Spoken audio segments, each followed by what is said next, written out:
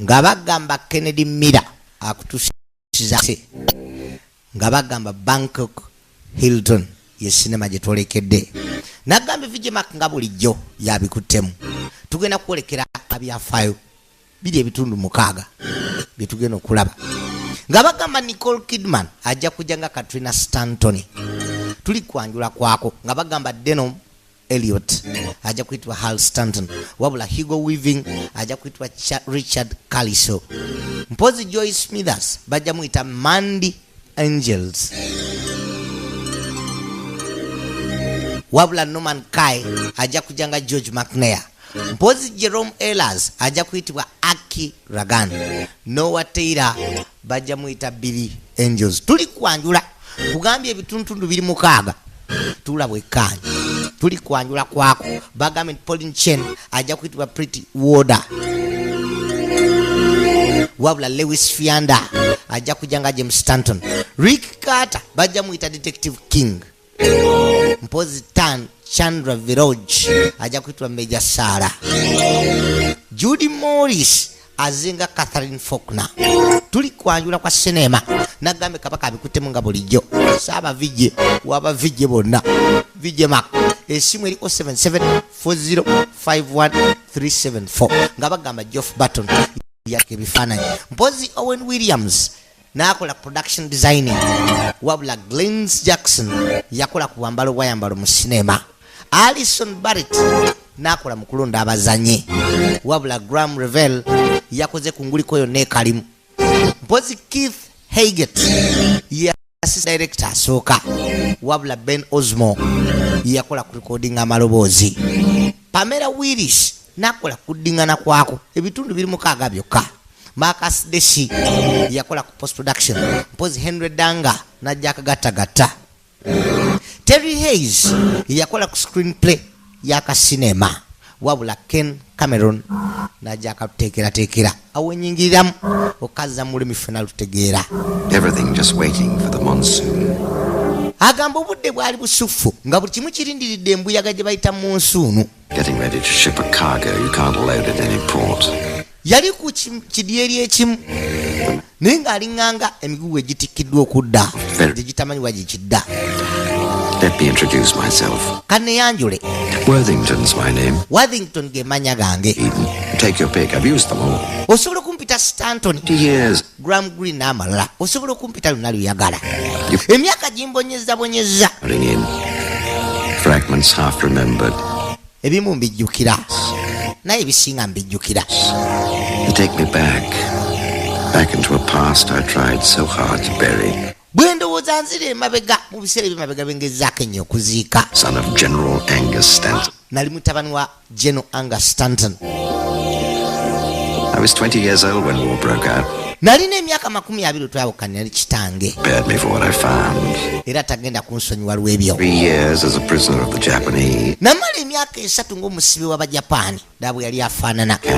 Nayita mu bulumi obutenkanika mu death camp emu. Honor and courage were in short supply. Mu biseera ebyo obuzira n'ekitiibwa byali bizibu okulowoozaako. Glory, I found fear and disgrace.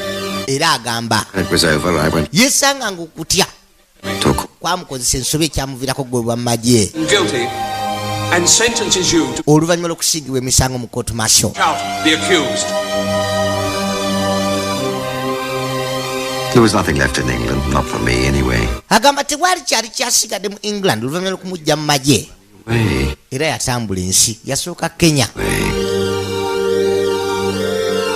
Except of course you take yourself with you, don't you? Naye ebiseera ebisinga ne budduka ebyo byetya gwe omuntu kennyini abadduse ogenda naye oyo omuntu gwe gw'obadde. First, Bw'atu yadda mu Cairo Rhodesia. n'agenda mu Rhodesia Suddenly I found myself middle-aged in Australia. era yeesangako mu Australia It's a law firm. ng'akolera mu kafaamu akamu ak'abannamateeka naye ng'ageza kwekweka obulamu bwe obukadde Clark. bwetagala nsi emanyi obuggobebwa mu magye naye ng'ali musajja muyivu era ava mu famire ngagga ebitenkanika. City. Eno faamu mwakola one mukama we Mr. McNair As a name, Graham Greene, see. amannya ge yeewa ge ga Graham Greene wano ge bamuyita munnamateeka. I've got a few clients up. Kati neno mukama we yamuyita alina ba client baagala sinkane.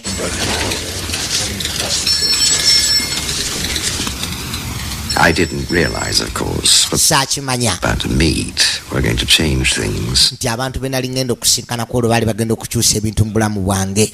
And their daughter, Miss Catherine Faulkner. Ludi yabanjula be ba Faulkners, Green, of course not. omwami n'omukyala ne muwala waabwe eka gwe balina. Whenever he got the chance, he didn't find it half as funny as I did. No trouble, not with the title search. He read law at Cambridge.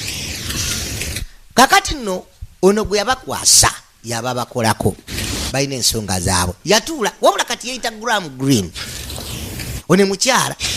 We own a property. Tulina Property. ebyobugagga I've heard of it. Got. babiyita Godbridge, kuliko amaka. Anyway, in recent times, we've managed to acquire 4 of the adjoining properties. Wabula mu nnaku eziyise tuguze ennyumba endala n'amataka gasigadde agatuliraanye. Simanyi olinange. Yes. Wabula ebirowoozo bya Graham Greene biri ku muwala we. Under the impression that it was owned by a consortium. Waliwo ekifo ekirala kye tubadde tulabye naye nga twali tulowooza bannyini kyo bali wamu. Ali mu kkuba muwala waabwe ekifaananyi. Find out exactly what this. Njagala onoonya ani nannyini kifo ekyo kuba nakyo twagala kigula ekikyasigaddewo. Kakati no wadda mu ofiisi n'ebyali muweereddwa okukola yali tabirowooza kukujjako muwala wa bannaffe Catherine Faulkner. Ekifaananyi yakimalizira kukiweereza kwaliko n'akabankaluwa kaliko ebigambo dinner when you are next in town Graham Greene. Omukono gwe guli n'akafaananyi kannakyala kali akubye. Mukazi wettu yaseka naye nga sinti buli bagagga baba n'essanyu ery'enkomeredde. Baali bagagga wabula ate lwe bigagga ebingi muwala waabwe ono balinanga engeri gye bamukwatangamu nga lwe batamukkiriza kuba nabyo. Wuuyo. Who can explain it? Who can tell you why? Fools give you reasons. Wise men. Bajja bayimba kubanga omukyala yamala najja ne basinkana naye nga nnyina ne kitaawe kino tebakyagala bagagga nnyo ebitenkanika inga ati buli awasa muwala waabwe kubanga omwana eka gwe balina kitegeeza bayingidde mu byobugagga bya famire. Musatu omukwano gugenda gukula yavuga naye agenda alabeko gye babeera mu Godbridge aji ayimba kayimba kaffe ka kikatuliki. Yali musajja mu katuliki ddala ye Hal Stanton amannya ge agaddala. Kitaawe yali Major General Angus Stanton, the Lion of Dunkirk. Bwe yatugambe nga katandika yatunula bambi kwe kujjayo binoculars yalengera amaka Katonda watu.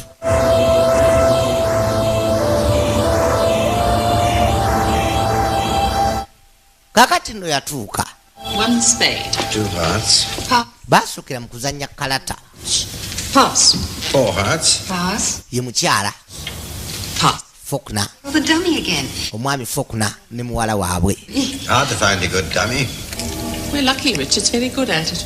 Ekidde kyavuga masaze kutandika okwekyanga. Masanyalaze bagajjako. Father always had the lights doused at 10. Anti kitange kuva dda nga tisinasikira amaka gano amasanze yagajjanga ku ssaawa 4. Akalombolombo ako tukakuumye paka kati. Olina tabbu n'ekyo nti nedda. Change for the sake of change. Anything of value just thrown away. Mother? Maama, Catherine, you've asked Mr. Green here to meet us. There's no point in wasting his time. We're very lucky, though. We have Guardbridge. nga bagamba ba mukisa kubanga balina Godbridge. Godbridge ge maka gano n'ettaka lyonna erigeetoolodde lyali lyabwe. Mu nsi z'abeeru kino kya bugagga nnyo ekitenkanika. Right. Catherine. Yasiibula maama asule bulungi. Juka yafunye omugenyi.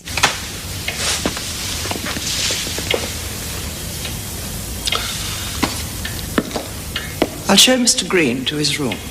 Mr. Green kamulage gy'anaasula. Ko nakyala nze nja mutwala. Ye mukomba box wawaka. Naye nga ne bamuteekako ng'asikaali. Mukazi we twakaddiye talina musajja. Lwakuba batya okuleeta omusajja. I want to show you something. Kuba tamanyi konna kye njagala okulaga. Minute, the lights. Naye nga bamumanyi ng'omusajja ali omuwandiisa ebitenkanika era munnamateeka lukulwe. yali alese ekirabo Christmas. anti si Christmas kisumulule Tomorrow. nkya I'm warning you. Don't open it in public. nkulabula kirabo kyakyama tukisaanukulira mu bantu If you say so. You're not, are you? naye nga musajja musufu gyali nakyala yakisumulula zaali ngoye ez'omunda mu luzungu kye bayita lingerie oba lingali French silk. mu luzungu No. lwangungu mukazi otafunanga muntu amuwa kirabo kimusanyusanga kino si kinene wabula kya mukwano kati n'omukwano gugenda kukulya ddala wakati waabwe yajja amunywegere masanze bagajjako naye nga akuze mukazi mukulu ali mu myaka naye nga 4 n'omusobyo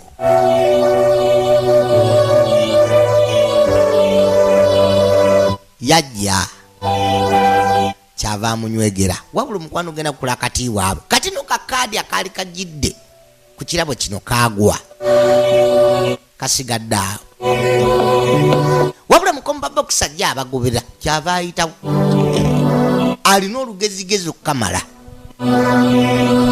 olw'abakama be bakadde banakyalo ono kwe kasomako akaketishe bamukomba box abamu baba n'olugambo olutenkaneka olususse bwakya ku makinkeera nagamba tulaba katuntundu akasooka vijjema akabikutemu nga bulijjo esimu eriko 774051 kopi tozanyirangako yakwata ekkooti bambi ayambala katadde ku mirimu gye mu Sydney yajja asiibule nakyala baali basuze bonna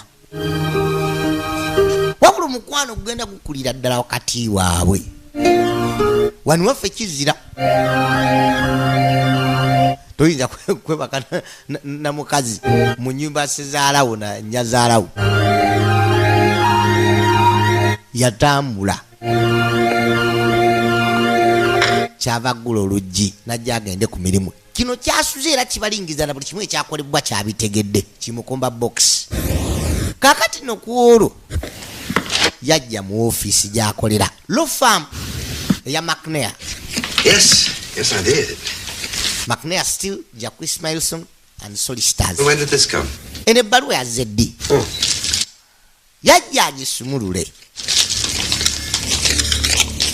wabule obubaka obwalimu bwali bwa nnaku juka kitawe yali musajja w'amaanyi mu England oba mu Bungereza era yali Major General eyali decorated ennyo eyalina emidaala egya buli kale egy'obuzira yannyogoga naye ng'ekyo kyamaki Mr. Green bose ayagala kulaba byali bifulumye mu mawulire Stanton Line of Dunkirk dead kakano byafulumye mawulire engeri kitaawe gyafudde wabula okuba nno yafudde naye baataddemu ekifaananyi n'ekyamutabani we eyagobebwa mu magye Hal Stanton kyokka yonna wano gubadde bamanyi nga Graham Greene. That was cheeky. I suppose you got quite a laugh out of my little jokes. Ndowooza wayagala kumanyira bumanyiza okunnimba amanyago. The law degree from Cambridge? That was a lie too, I suppose. Wannimba ne law degree okuva mu Cambridge. Paper I presented to you in Graham Greene's name. Yes, that was a lie, but not my qualifications. Yamugamba olupapula lunakuwa okuggyako amannya aga Graham Greene. Qualifications zange nazifuna. Amazima gali nti nasomera ddala amateeka. I'm just sick of it, that's all. Nali neetamidde obulamu bwe nalimu n'abantu okuŋŋamba nga bwe nagobebwa mu magye. I didn't expect any sympathy from me. Sisuubiranga kisa kyonna kuva eri muntu yenna wabula kye njagala kubeera mu bulamu obwange nga nze. Oh, no. So it says. Anti kyekyo Ludi amugobye kubanga kampuni ye If you don't mind, I'll yamugamba tofaayo the rest of it up tonight. n'alyagadde neegoba ekiro abantu balime kumanya nti nno ngobye. Well, thank you. Nja kwebaza You to be a very decent man. kubanga obadde musajja waggonjebwa ebbanga lyonna limaze naawe. Good luck. Yamwagaliza emikisa bambi bano ba Solicitors McNair Steele and Makerson. Mr. Green waliwo essimu yo olina essimu teyategana nagikwata wabula mugenda kati atajjukira nakyala gwabadde ayagala yajja amukubira essimu asobole omunyonyola kubanga amanyi bajja bimugamba. Can I speak to Miss Faulkner, please? Njagala kugana Miss Faulkner. Graham Greene. Graham Greene nze nkubye. Morning, sir. ensula sebo Hold the line, I'll put you through. lindako kankuyiseemu amugambye agenda muyisaamu nakyala agikwata kyokka alaba yanyiga bunyizeemu jjako Yeah. yamuteeka ku layini ya maama Lady Faulkner. I'm very sorry to read about your father. kyannaku nnyo okusoma ku kitaawo nti yafudde Well, obviously I must explain. That's why I'm. njagala kunnyonnyola I'm afraid not. She's up. ntidde baaba ne muwala wange taagala kukulaba oli muyaayi See, surely.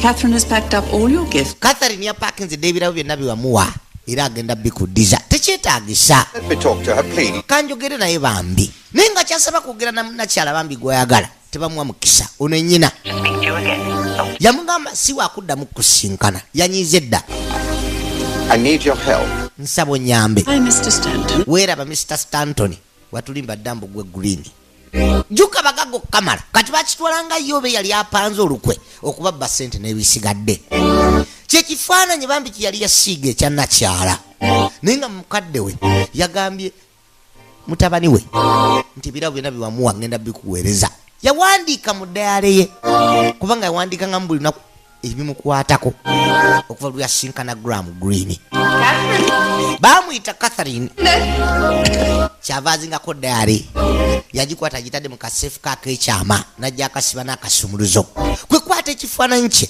yakiwanika buli naku wakiteeka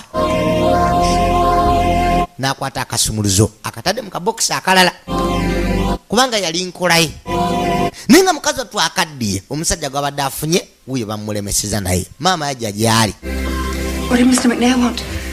yabuuza kyabadde ayagala Embarrassed about employing him. She said he had no idea. So what's happened? anti Mr. McNair atwetondedde okutuwa looya omufere teyakimanya Why should we care? He's gone. That's all that matters. I do, Mother. I. mukazi wattu agamba afa ku loodi Graham Greene ayagala okugera naye mufere No, yakwata akasumuluzo ke kukakweka he would have called. mu loketi gyalina mu bulago yali nkubidde essimu omuyaya ayinza okukubira essimu naye nga amazima gali nti akubye ddaba amawulire Sacrificed his own men. He was. yasaddaaka abasirikale be yali akulembera yali kapiteni mulamba mu magye mu sematalo n'aba t-shirt oza ayinza okufaako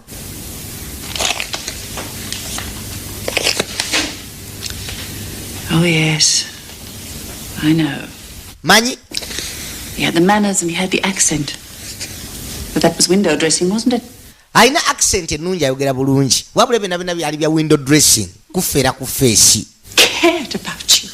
yali akufaako Just ask yourself this. weebuuze kino Why should a man like that care about you? lwaki omusajja ng'oyo yali kufuddeko Do you call a few flowers and a couple of presents caring? ebimuli ebitinitini byeyakuwa I'd call it an investment. ekyo kiyita kufaako nze nkiyita investment Bridge. yali agala kusikira god bridge ng'akuwasiza Don't you see mukwano abafere bwe batyo the deception? bwe batyo abakazi naffe batukuula ennaku zino we yali alinda kukuula kyekyokka Of course, I must take part of the blame. nze nina okwenenya kubanga mbadde nga nkulabula You warned me. anti ondabudde Every time anyone showed the slightest interest in me, you warned me. buli wabeerawo omuntu anjagala maama ondabula ndifuna ddi omuntu anjagala To me, you wouldn't have made such a fool of yourself. People are laughing at you, Catherine. All our friends. mukazi wetu yalajjana kubanga musajja gwabadde asosa okufuna gwayagalira ddala ebyannamaddala ate yalina rekodi eyeeka nga gyava walungi yasoma mu Cambridge yalina law degree yali muwandiisi Nothing to do with. naye ate bakizuula yali musirikale naye ate ebisigadde era byali bituufu nti yasomera mu Cambridge n'afuna ne law degree Won't we? maama amugande ddala okuddamu mulaba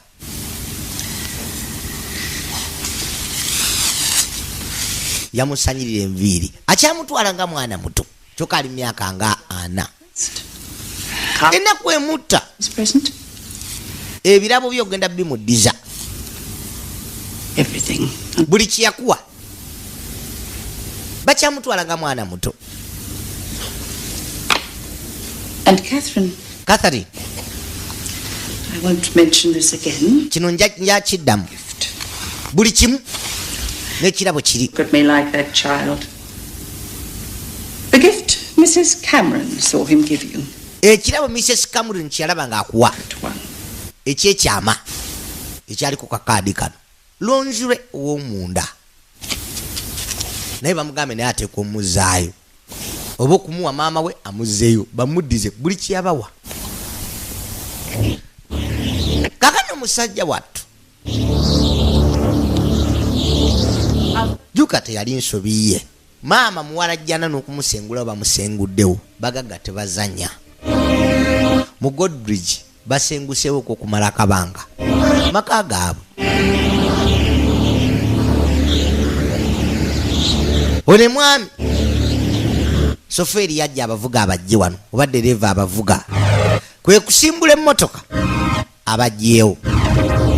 Kakano musatu yavuga agala kujja bambi yennyonnyoleko nti newankubadde amannya yali akozesezza malala yalaga kweka bulamu bwe buli obukadde w'abasirikale bamufiirako mu ssematalo n'engeri gye bamugobamu mu magye wabula muyivu ava mu famire ekitiibwa era atalina tabbu ne muwala jja n'amwagala yanyiga akade tanaba nagenda ku maziika. Mukomba box yaliyo Kamulini Catherine taliiwo kwe kulingiramu nampaka Catherine Katalina okutuuka ng'ebintu ebisinga babibiseeko nadda n'ekifaananyi kyeyali yamugabira kyeyali yasiiga ekyali bali bakijjeewo wekyali yalabawo. Mazima ebintu byali akoze mu mukwano byonna bisaanyizibwawo.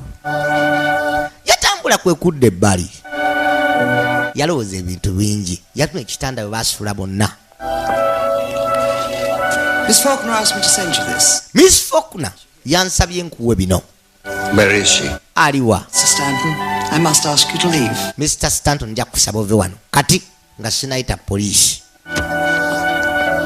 Musatu yajja akebera alabe kikye muwala jjana kyeyamuwadde. Juke box mwe yamuweera ebirabo bye bwe yagiziza. Kino kiruma okukamala kubanga ebintu yabimwa mu mutima mulungi era ogw'omukwano gwa namaddala. Yasooka n'ajjamu akapapula kyekifaananyi bambi kyeyali yasiiga lwe yasooka omulaba nakyo yakiziza. Kale kifaananyi kyamukoze eki naye nga maama omukazi wattu naye amukozesa bino kubanga amazima gali nti ayagala loodiyo ne bitenkanika. Yakwata ebbali kyava ajjamu ne lonjire gwe yali amugabidde peti ez'omunda nayo yasalibwasalibwa. Ennaku yamutta. Juka naye ate akaddiye si kyangu kuddamu kufuna muntu gw'ayagala ate si kyangu muntu myaka nga gino kugenda mu bbaala kwetaasa ngaffe abavuka bwe tutera okukola. Miss McNair, this is Catherine Faulkner. Yakuba essimu. I was hoping you could help me. Mbadde nsuubira osobola okunyamba. I need to contact Mr. Green. Agamba agakuggako na Mr. Green akubidde McNair yali boosi we. I thought you might have an address somewhere to send it. Mbadde ndowooza olina address we nsobola omuwandiikira ebbaluwa. Hold on a minute. Linda katono. Ono yali lwe yali amukozesa yajja akebere fayiro ye. Juka alingako Graham Green. Kwe kujja anoonya address.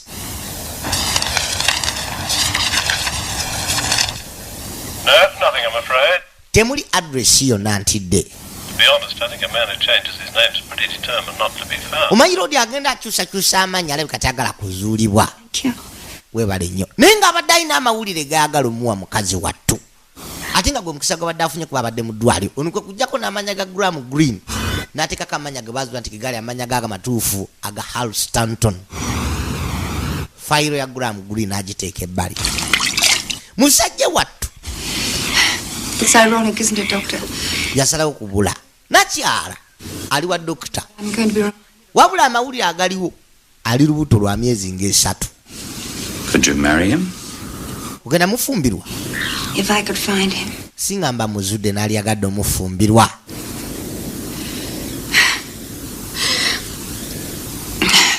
You walked out on me, Doctor. I haven't... Yatambula n'andeka. Naye nga amazima gali gye musajja tuyagezaako kugala nakyala bamulemesa. Maama we ne mu ddwaliro yali awabweru amukuuma. I'm worried about her. Maama we yamusalira buli kimu. Ndi mweralikivu ku muwala wo. Is that surprising? I should have thought it was a natural consequence of shame. Anti buswavu obumukola ekibumustressing nze. If no one wants this child, bw'ataba ewayagala mwana ono agenda mukolera ki? Lwaki tetujjamu lubuto? I won't have it done twice. Nakakimugamba mirundi ng'ebiri wabula agakuzaala. Let her have the child. Muleke azaale omwana we. Every day can stand as a testament to her foolishness. Buli lunaku omwana oyo ajjanga mujjukiza ensobi ze yakola okugwa mu bafere. Mukazi wattu yali aganye okugyamu olubuto ng'asazeewo okuzaala era bw'atyo yazaala omuto y'ono. Alaba buto bunne buzannya n'abakozi abakola wano awaka babayita daddi.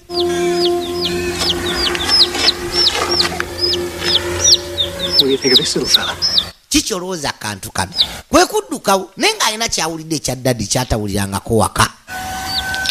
Ye wuwe tamulaba. Ono ejjajja ne maama bali munda. Where's my daddy? Daddy wange aliwa? Wakyeka buli mwana alina daddy. Beg your pardon, child. Abuuza jjajja. Ask a question. Nja kubuuza kibuuzo. Genda maaso. Where's my daddy? Daddy wange aliwa jjajja? I'm not really sure. Sikakasa. You'd better ask your mother. Ndowooza buuza maama wo. He died before you were born. Yafa nga tonnazaalibwa. Is he coming back? Anadda kubanga ebyokufa tabimanyi. No, he isn't. Si wakudda. Who put this into your head? Ani yabitadde mu mutwe gwo? Called. Ani mpulidde abaana bayita daddy. I think. Mpulidde abaana bayita daddy. Grandma's just making a joke.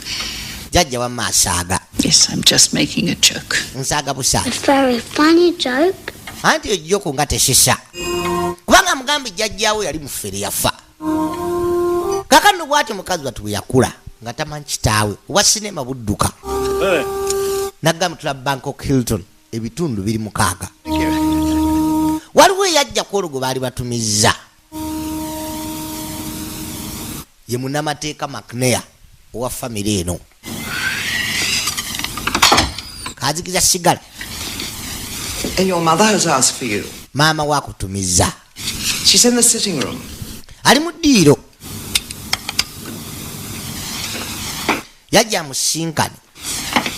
Jjajjaawe yafa dda kati maama we yasikira ebyobugagga bya wano ebya God Bridge. Wabula naye akaddiye amutumizza. I'd like to introduce my daughter, Katrina. Njagala kwanjulira muwala wange Katrina. Katrina?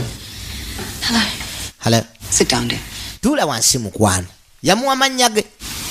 Ye yali Catherine, ono yamuwa Katrina. Mr. McNair would like some more tea. Mr. McNair ndoza muleetere ku caayi. Kuba mwongere ku caayi mulala.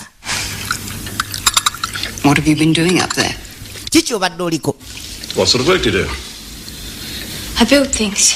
Nzimba bintu. Is old, and what do you think she builds? Olowooza azimba ki? I build dolls' houses.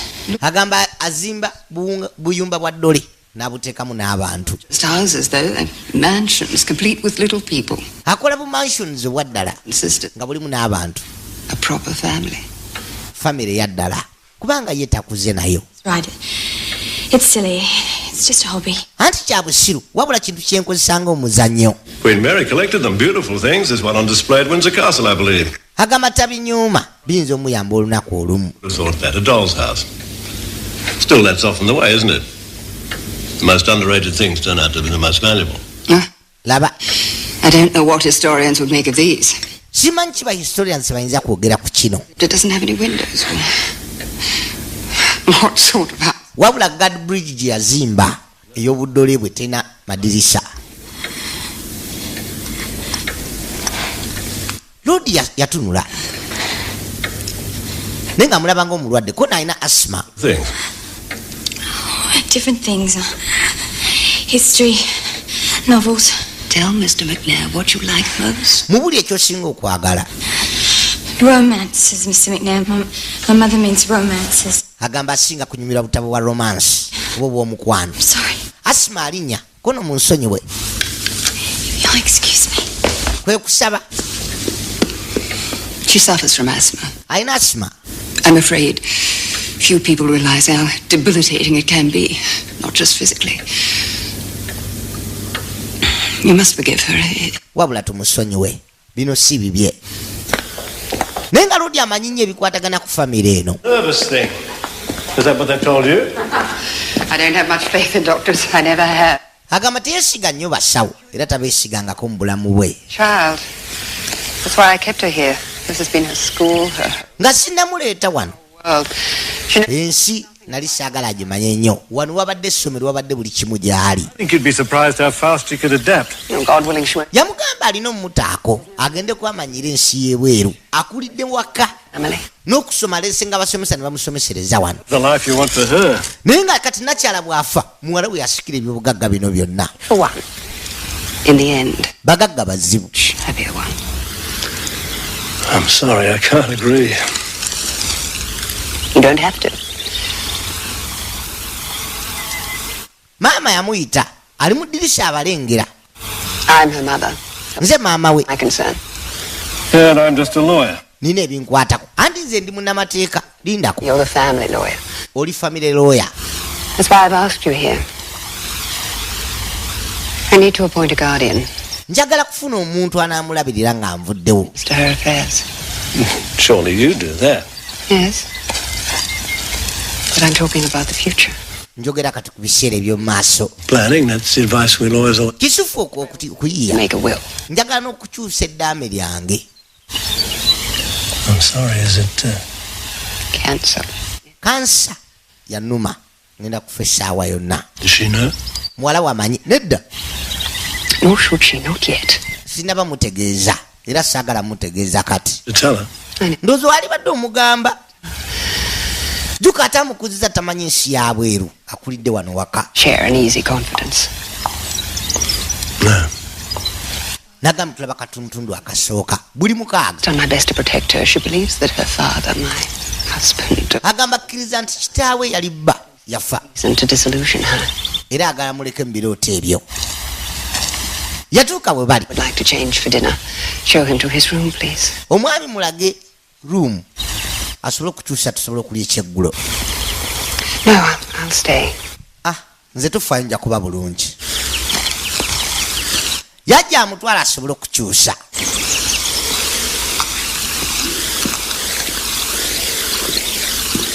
That's my great-grandfather's room. anti jjajjange It's Alice Faulkner.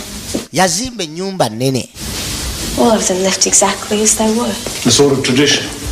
anti eno ennyumba kati eriŋŋanga nnono y'awaka. Houses, Mr. McNair. After so many generations, you need something the size of Buckingham Palace just to accommodate the memories. agamba singa baali bantu ba family nnene generation ezakabeerawo baali badde beetaaga ennyumba ennene okwenkana Buckingham Palace okusobola okujjamu. And this one?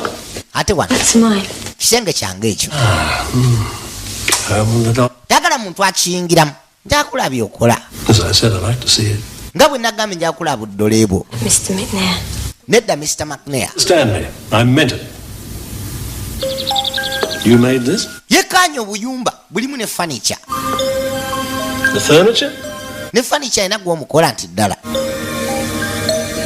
That's remarkable.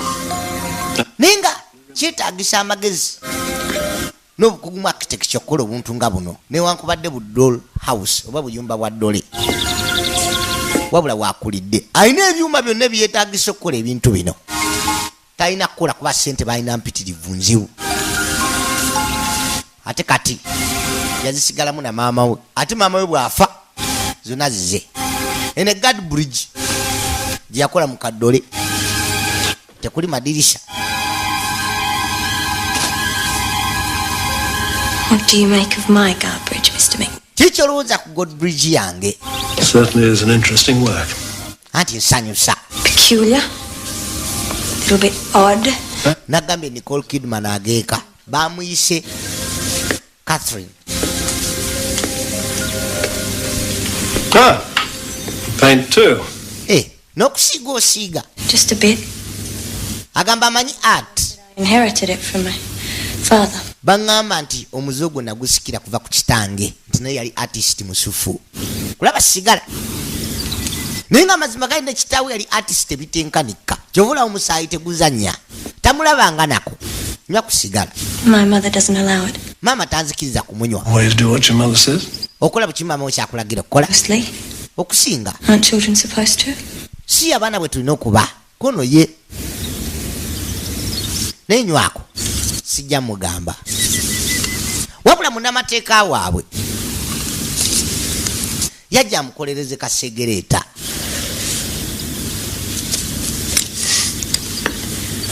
Why are you here, Mr. McNair? Ki ekyakulesi wano Mr. McNair?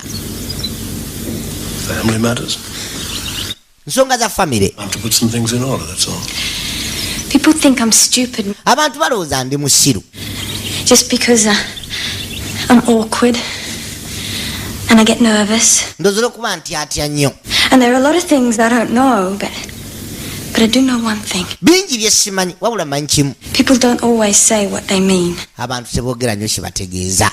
What about you, Mr. Mc? Ate ggwe byogera by'otegeeza. Why are you really? Lwaki oli wano ebya ddala? Well, you put me in a difficult position. Ontadde mu mbeera enzibu. Mother's asked me to keep her confidence. Maama we yaŋŋambye nkikuume nga kyama. She's dying, isn't Afa si kyo? That's why you're here. Y'ensonga lwaki oli wano. She makes some excuse. She goes to Sydney. Ampa ensonga They're not just any doctor. n'agenda mu Sydney teyalaba doctor for family. Because Yagenda kulaba specialist. and then you show up. Kati gwe naawe n'ojja wano. I know my mother, Mr. McNair. Maama wange mumanyi. Is that what's happening? Waliwo ekigenda maaso. Lodi yatya. Yes, your mother's dying. Amazima gali nti maama waafa. She has cancer. Alina kansa. Kubanga nga munnamateeka kikulu okutegeka omwana ono yagenda okusigalawo yekka. Mukazi wa tunaasika ku inhera ne asima tuse. Ebyembi nga binajja. Weekend eyo maama teyagisimatuka. For as much as Bamugalamiza ebbali God of his ku bijja byabwe bunyama himself, the mu kyaggwe. dear sister here departed, we therefore commit her body to the ground. Earth to earth, Ttaka mu ttaka, to ashes. fufu mu nfuufu, vu mu vu. Mukazi wattu nno asigadde yekka. Wabula tavangako mu nsi wabweru wa nnyumba zino. Na mikono gy'abakadde be. Gwe mundi ogusose okubeerawo yekka. Ne tiyamanya kitaawe. Ne maama we kumpi tiyamanya kiwanvu. Yayita amuyita mu bintu bye. Kuba kati biri mu mikono gye byonna. Kyekisenge nnyoko we mwabadde ng'asula. Yatunulira ekifaananyi kye nga muto. Yali mukazi mubalagavu bitenkanekka.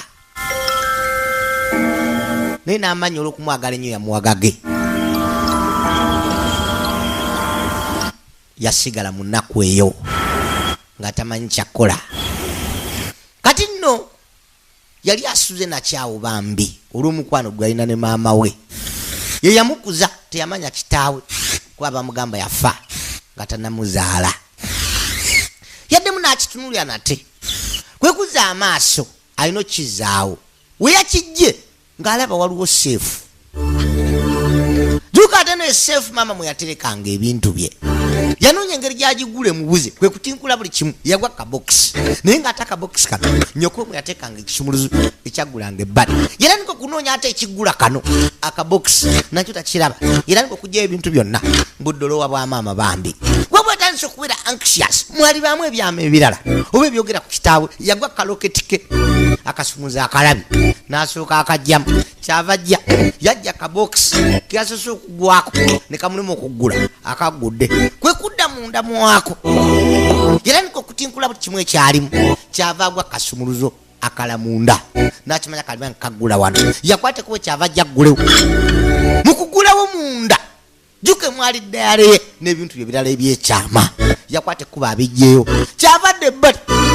Naye ng'ekintu ekibadde nga mu bulamu bambi obulamu bwonna kumanya kitaawe. Naye nga tejjuka ddayale eno nnyoko we nyawandika ebisinga bikwatagana ku kitaawe yatandika okugwa ku bbaluwa n'ebigambo ebyenjawulo bambi nnyoko we byawandika ku bulamu bwe ne kitaawe waddala ddala oba gwasubire kuba kitaawe n'ebifaananyi maama ng'akyanyirira. Yakwata galubindi kwali talaba bulungi kyava ajja yekkaanye. Buno bwe bulamu bwa maama we bambi wabadde tamanyi n'akabaluwa akabatwala ku kyeggulo n'amanya agafunya kitaawe ye Graham Greene. era ali musiizi ke kafaananyi kali akuba akannyokowe nagamba vijema akabikutemu nga bulijjo tulaba katuntunu kakasooka babwise Bangkok Hilton amanya bwagafuna yakwate kubo kyava gyanoonye mukomba box yamuyita Cameron. I was looking for a picture of my father. Mbadde noonya kifaananyi kya kitange tewali nekimu of my father. nkugambye njagala kifaananyi kya kitange. You don't have any? Tetulina nekimu wano. When your father died, your mother removed them all. Kitaawo bwe yafa I know that. ebyo mbimanyi. That's part of Guardbridge history, the authorized version. Eyo yemboozi ya The unauthorized. Godbridge amaka gano eri authorized obekkirizibwa mu maka naye njagala emboozi ekwatagana ku kita etakkirizibwano. Author, isn't he, miss? Of course. How stupid of me. Nali musiru. Famous author comes to Guardbridge, gives my mother Omwandiisi ow'amaanyi omumanyifu Graham Greene najja mu maka gange n'awa maama wange ebbaluwa Mrs. Cameron. ne yeerabirwa. You know, don't you? Omumanyi I only know what your mother told me. And what was that? That she loved your father. manyi ebyo byokka nnyoko byaŋŋamba nti yali amwagala. He did. For her. Yali amwagala naye gyali yafa. Mukazi we tuyanyoga wabula waakiriko kati amanyi amannya ge n'ebirala ebimukwatako nagamutula Bangkok Hilton ekitundu ekisooka yasala akafaananyi ka maama we juka kaloketi ke akaguddeko akabaddemu akasumulizo kwekwata akafaananyi ke yasala n'akayisawo akatadde mu kaloketi kali kubanga gy'emyaka gy'asuubira ubasiika ne kitaawe n'asaba atambulenga nako wakiri agezeko kutandika omunoonya. Yajja mu Sydney anoonye law firm wali maama we gy'ayogerako mu dayari kitaawe gye yali akola omwami Graham Greene. Juka ate munnamateeka wa McNair Wasn't in me. yamulaga dayari When I read that. bwe nakisomye Such a way. nategedde maama yafa omwami olwo yamukyawa. Nothing. She never writes another word. Teyaddamu kuwandiika dde ekigambo ekira mu dayari ye olunaku lwe baayawukana obulamu bwe bwaddako bwe bwakoma. See, Mr. McNair. Who was Graham Greene? Graham Greene yali ani? He worked here. Yakolako wano Into the gossip he courted your mother. myaka nga 2 egiyise era bwe yasinkanya maama wo Something about the war, he did. waliwo sijjukira bintu bino byali bikwatagana ku lutalo waliwo akavuyo awo akaaliwo akamugobesa He had a bit of a con man, I suppose. yali mufeere kyenzijukira Nobody heard any more. era tewali yaddamu kumuwuliza. Was he my father? Yali kitange In a court, probably not. ayinza okuba. Who else was there? So that's it. Kyekyo. Katrina Green. Kati nze Katrina Green. It wasn't his real name. Nedda tegali mannya ge gaddala ago. If I can remember it. Kubanga azijukire kyamugobesa naye n'erinnya ery'ekifere linnya lirya ddala twaligwako. Lindako. Najja akubira sekuritale. Oh, Miss Howell, I want you to go down to archives. Njagala oddi mu archives. You're looking for the employment records of about 20 years ago. Onoonyeze records eza myaka nga 2 egiyise. Waliwo omukozi gwe twalina Graham Greene. Like the author? That's right, Miss Howell. Omuwandiisi ye. Yali yeeyita yali yeefula erinnya ly'omuwandiisi.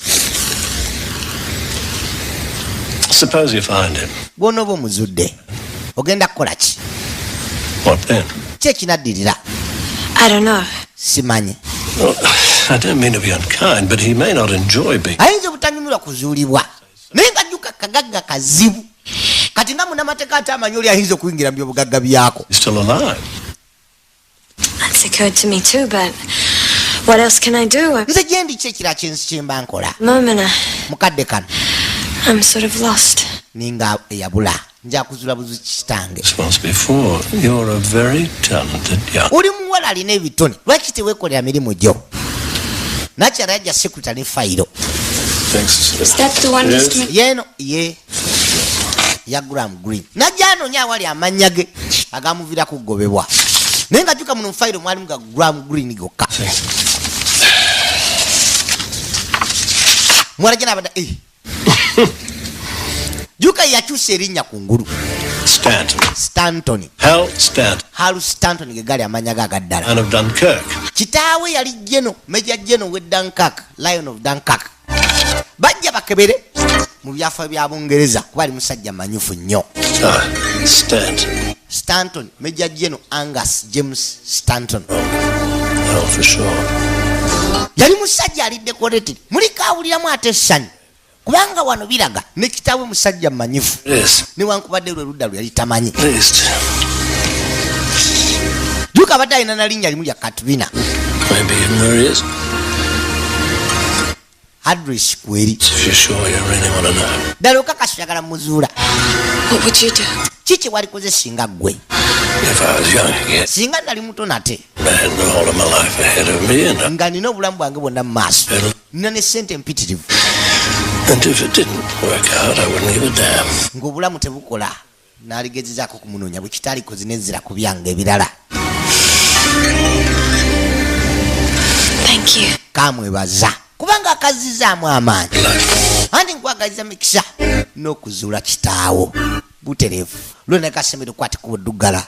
Tusinkane mu kitundu ekinaddako. Mukama abankuumire.